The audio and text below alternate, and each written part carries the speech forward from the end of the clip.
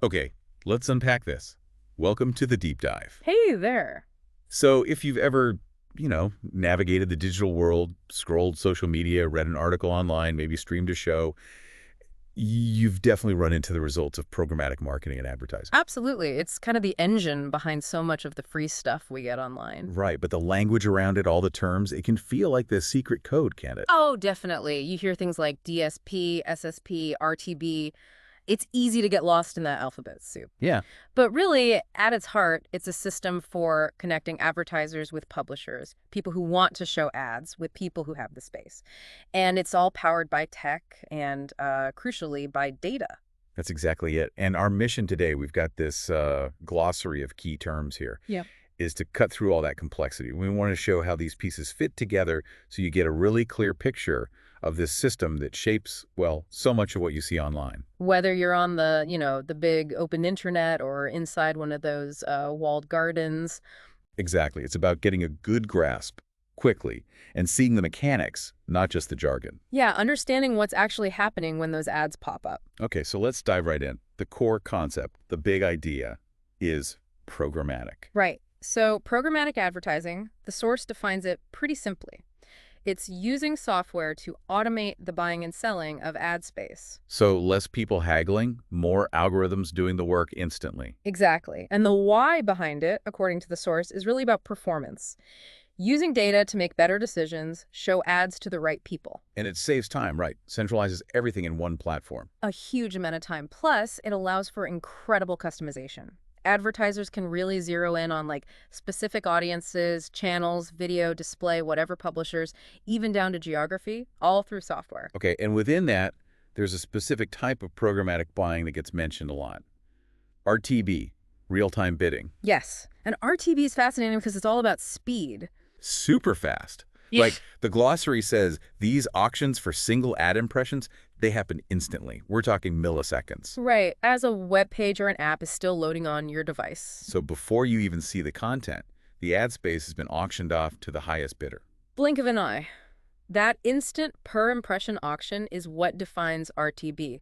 It's this engine driving a massive part of the programmatic world where the price gets set right then and there by competing bids. Okay, so it's automated, it's auction-based, super quick.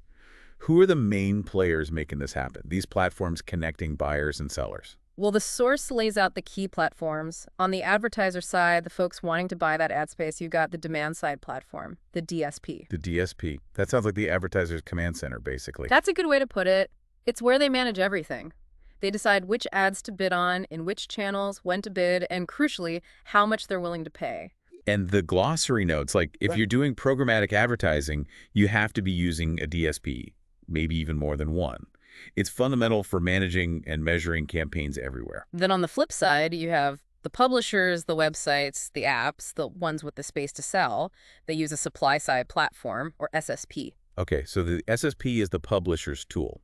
Helps them sell their inventory effectively, try to get the best revenue for each ad spot. Exactly. They can use it to set, say, minimum prices or maybe prioritize certain types of advertisers, manage how their ad space shows up in those auctions. Got it. DSP for demand, SSP for supply. And where do they meet? Where do these instant auctions actually happen? That's the ad exchange. Ah, the marketplace. Pretty much. Think of it as this online auction-based marketplace connecting the SSPs who are bringing the inventory and the DSPs who are bringing the bids. And the technology handles that split-second transaction, setting the price based on the bidding. Very data-driven. Totally data-driven. And the source also mentions something called the Elemescape. Oh yeah, those charts. Yeah, exactly. It's basically a map of this whole ecosystem.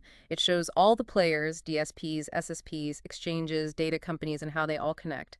It helps visualize how, a bid flows from the buyer through the system to the seller.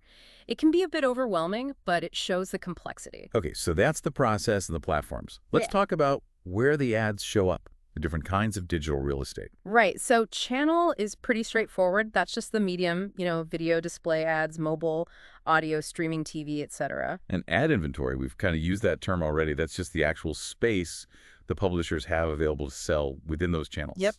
But the source introduces a neat term, consideration circle. I like that one too. It's not just all the inventory out there. Right. No, exactly.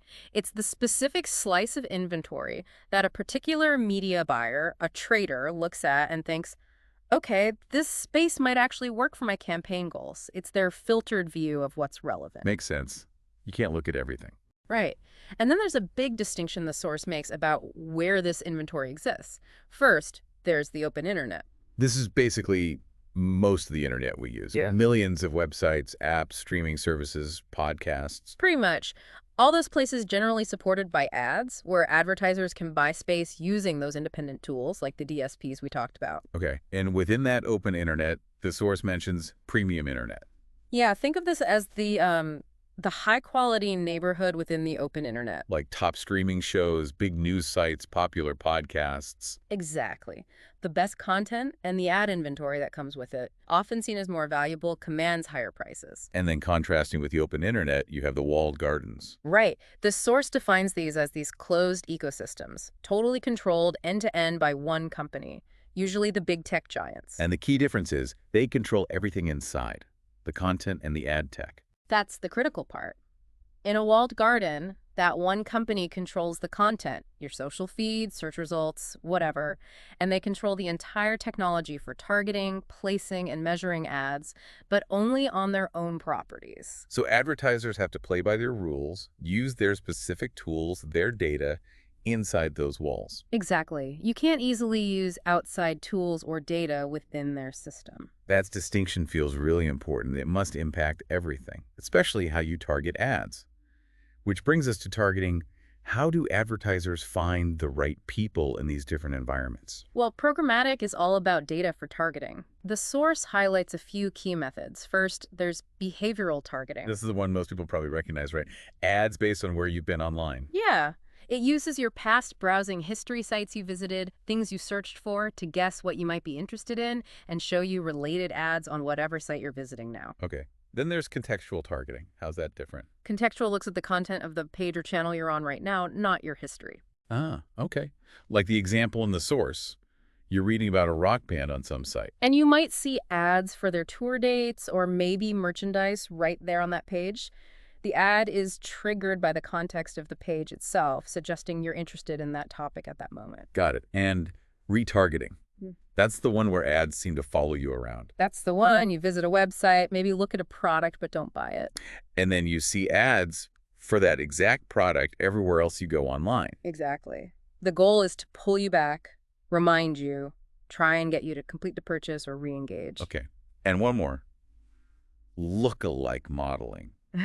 This sounds powerful. It really is. It's about finding new customers. Advertisers take their best existing customers, maybe people who bought something recently, analyze their online characteristics and behaviors. And then they use their DSP to find other people online who share similar digital traits, who look like their best customers. Right. The source gives an example of like an electronics company looking at who bought their smart TVs. And then targeting ads to other people who show similar browsing habits or interests online, even if they've never visited the company's site before. Exactly. It's a way to expand their reach to likely prospects. So all these methods, the whole programmatic system, it really hinges on data, doesn't it? Absolutely.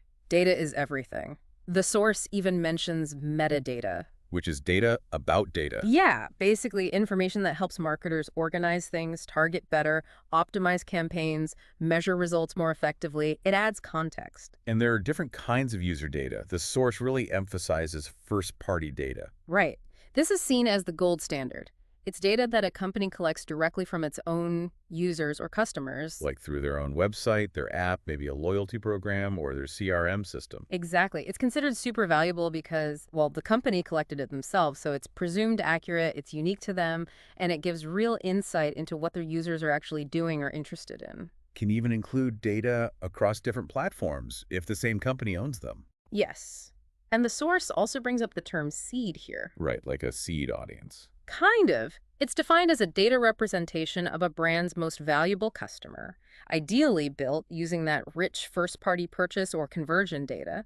It's the core group you might use for things like lookalike modeling. Okay, so first-party is data you collect yourself. What about third-party data? So third-party data is user data collected by a company that doesn't have a direct relationship with the user. They gather data across lots of different websites and apps they don't own. And then they package it up and sell it to advertisers. Pretty much. It could be broad categories like interested in travel or in market for a car.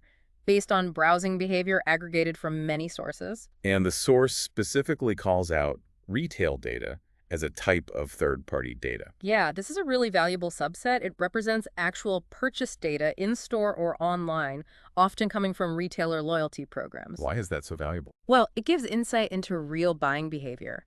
Advertisers can use it for targeting across the open internet and, crucially, for what's called closed-loop measurement. Meaning they can try to connect seeing an online ad with an actual purchase later, Yeah. whether online or in a physical store. Exactly, connecting the dots between ad exposure and sales. Okay, so you have all this data, but to use it programmatically, you need ways to actually recognize users across different sites and devices, right? Yeah. Without necessarily knowing their name. Right, and that's where identifiers come in. These are basically signals tied to a device, maybe a person or even a whole household.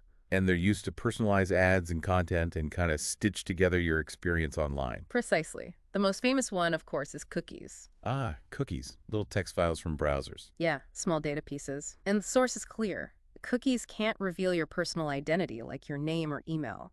But they do allow websites and advertisers to build up a profile of your browsing habits over time. And they can be first party from the site you're visiting or third party from a different domain, like an ad tech company. Correct. But cookies aren't the only game in town. There are other identifiers. Device IDs, for example. Like the unique ID for your smartphone or tablet, maids, mobile ad IDs. Exactly. Apps can retrieve those. And the source also mentions newer alternative IDs like UID2 or Rampid. What's the goal with those? They're trying to create a more persistent way to recognize users across different channels and devices, especially as third-party cookies face challenges. They might be linked to an individual or sometimes a household. And there's this idea of a hashed ID. What's that about? Hashing is basically a way to take an identifier, like an email address, and transform it into a scrambled, pseudonymous string of characters. So it obscures the original information, protects privacy. That's the goal. It's designed to obscure personally identifiable information, or PII. Okay, so PII is the stuff that directly identifies your name, email, phone number, address. Right.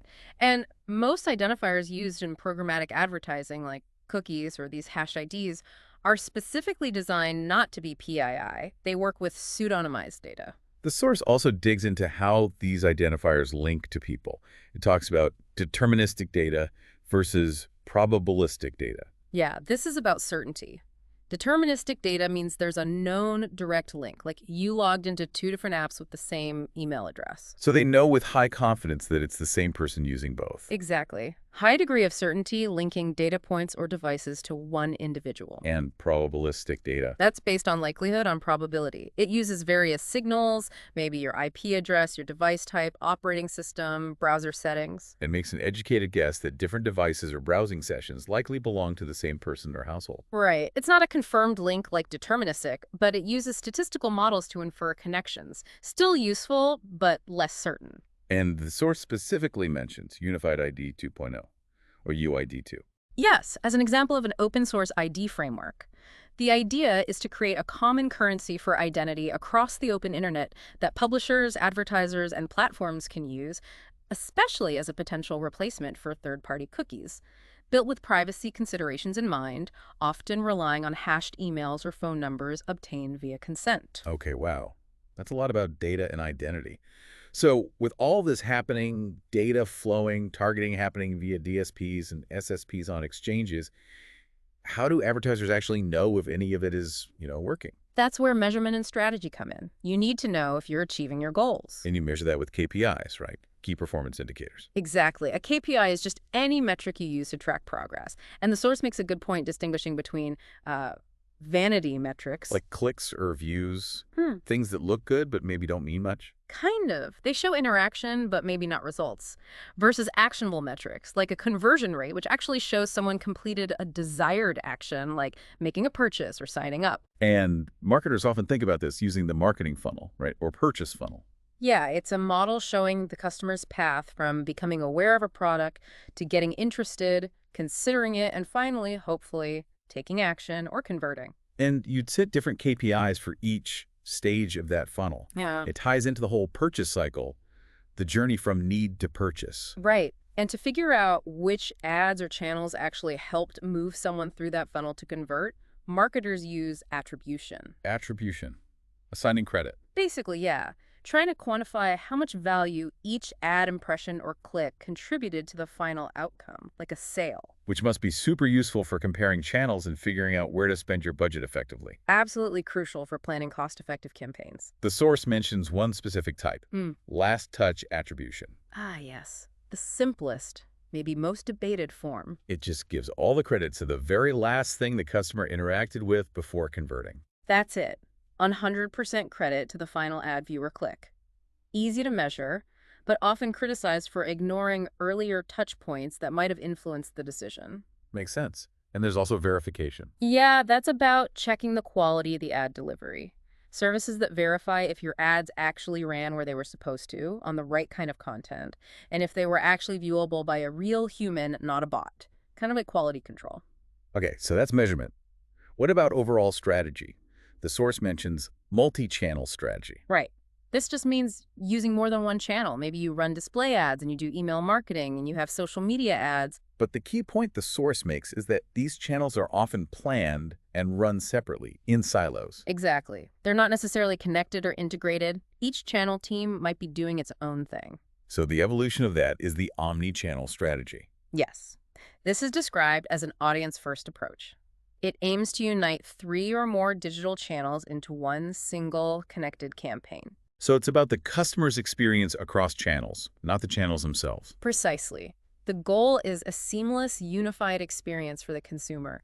You optimize the messaging and the ad frequency based on their total interaction across all the channels they use, because people naturally move between websites, apps, streaming, etc. That sounds much more sophisticated. It is harder to execute, but potentially much more effective. Okay, one last key concept the source highlights for advertisers.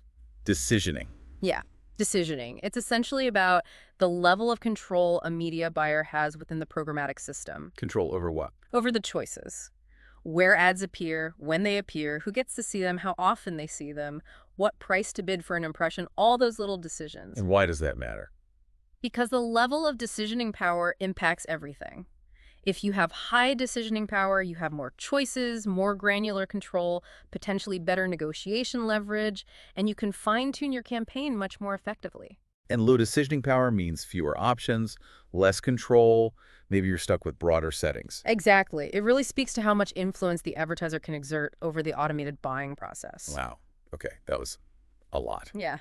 We've gone from the basics of programmatic and RTB through the DSPs, SSPs, exchanges, The different types of internet space, like open internet and walled gardens. all the targeting methods, behavioral, contextual, lookalikes. The absolute crucial role of data, first-party, third-party, retail data, and all those identifiers like cookies, device IDs, hashed IDs. The difference between PII and pseudonymous data, deterministic versus probabilistic matching. Then how success is measured with KPIs and attribution, like last touch. But finally, the strategic approaches like multi-channel versus omni-channel and the importance of decisioning. Phew, yeah, quite the journey through the jargon. But hopefully, this deep dive has helped connect those dots, taken that sometimes confusing glossary and turned it into a clearer map of how this all works. Yeah, the idea was really to get beyond just defining the terms and help you see the underlying mechanics of the system that delivers so many of the ads you encounter every day. So you should have a much better handle now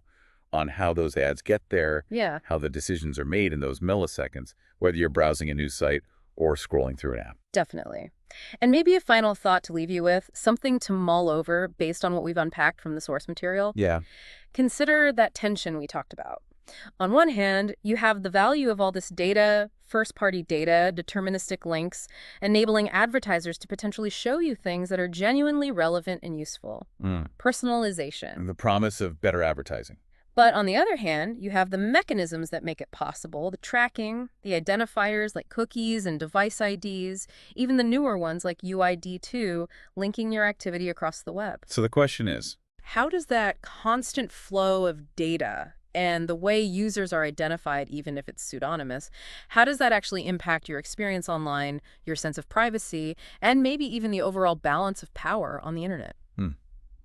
that's definitely something to think about. The trade-offs involved in how this whole system operates. Exactly. Food for thought until our next